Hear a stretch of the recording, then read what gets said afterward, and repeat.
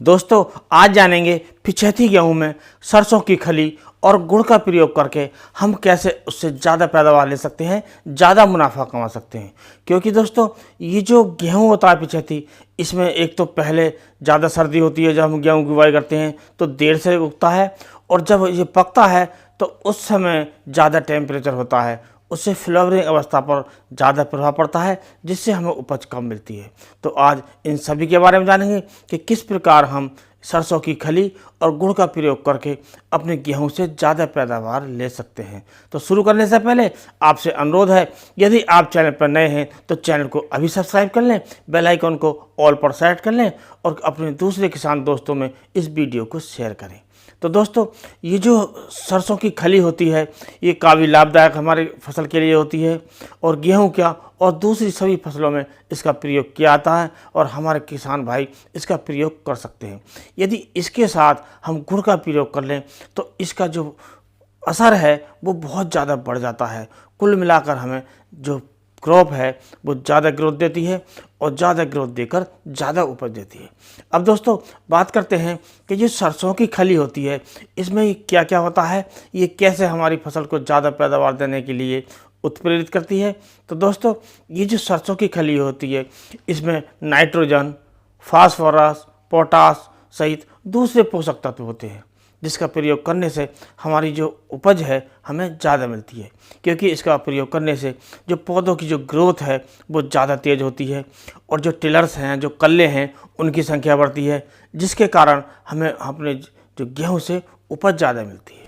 अब दोस्तों बात करते हैं कि इसके साथ यदि हम गुड़ का प्रयोग करें तो हमें उपज कैसी मिलेगी, अर्थात ज़्यादा मिलेगी। तो दोस्तों ये जो गुड़ होता है इसमें कौन कौन से पोषक तत्व होते हैं इसके बारे में जान लेते हैं।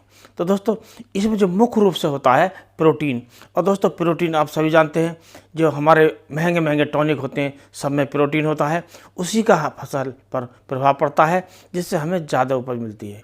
तो दोस्तों इसका प्रयोग करने से हमें जो प्रोटीन की मात्रा हमारे पौधों को मिल जाती है, जिससे वो ज़्यादा ग्रोथ देते हैं और ज़्यादा पैदावार देते हैं।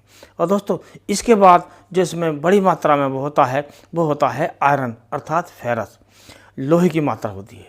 यदि इसका हम प्रयोग करते हैं तो इसमें जो फेरस है, लोहा है, इसकी पूर्ति हो जाती है और हमारे पौधे में ज़्यादा हरियाली आती है और ज़्यादा उसका जो विकास है वो तेज़ होता है। क्योंकि इसका प्रयोग करने से पौधा ज़्यादा हरा भरा हो जाता है और उसमें क्लोरोफिल की मात्रा बढ़ जाती है, जिससे फोटोसिंथेसिस तेज होकर हमारे पौधे तेज विकास करते हैं। अब दोस्तों इसमें जो तीसरा होता है वो होता है मैग्नीशियम। तो मैग्नीशियम का प्रयोग करने से भी हमारा जो पौधा हरा भरा होता है उसका तेज विकास होता है और क्लोरोफिल की मात्रा भी बढ़ जाती है, जिससे हमारे पौधे तेज ग्रोथ करते हैं, ज़्यादा कल्ले देते हैं और कुल मिलाकर हमें ज़्यादा पैदावार मिलती है। और दोस्तों इसके अलावा जो चौथा जो सबसे बड़ा इसमें होता है वो होता है पोटाश, यानी कि पोटाश की मात्रा भी गुड़ के अंदर होती है, और इसका प्रयोग करने से पोटाश की मात्रा जब होती है तो हमारे जो पौधे हैं उनका जो फल देने की मात्रा है वो बढ़ जाती है, पौधे मजबूत होते हैं और जो दाने हैं वो मोटे और चमकदार होते हैं, जिससे हमारे जो गेहूं की जो पैदावार है वो बढ़ जाती है। तो दोस्तों इस प्रकार यदि हम अपने खेत में जो पिछैती गेहूं होता है उसमें जो सरसों की खली होती है और जो गुड़ होता है इनका प्रयोग कर लेते हैं तो हमें ज़्यादा ग्रोथ मिलती है, ज़्यादा कल्ले मिलते हैं, कुल मिलाकर ज़्यादा पैदावार मिलती है। अब दोस्तों बात कर लेते हैं कि इनका हमें प्रयोग किस मात्रा में करना है और किस प्रकार करना है। तो दोस्तों इसका जो प्रयोग है हमें इसकी जो मात्रा है सरसों की खली की वो लेनी है 5 किलोग्राम प्रति एकड़ के हिसाब से, और दोस्तों इसमें गुड़ की जो मात्रा लेनी है वो लेनी है 2 किलोग्राम प्रति एकड़ के हिसाब से। और इसका हम प्रयोग इस प्रकार कर सकते हैं, जब हम अपने खेत में सिंचाई से पहले यूरिया देते हैं तो उसमें आप सरसों की खली को बारीक कूट कर पीस कर मिलाकर उसका प्रयोग कर सकते हैं। और दोस्तों इसका जो प्रयोग है, जो गुड़ है उसका प्रयोग हम पानी में घोलकर जो हम पानी देते हैं, सिंचाई करते हैं, तो सिंचाई के साथ नाली में छोड़ सकते हैं। इस प्रकार छोड़ें कि पूरे खेत में हो जाए।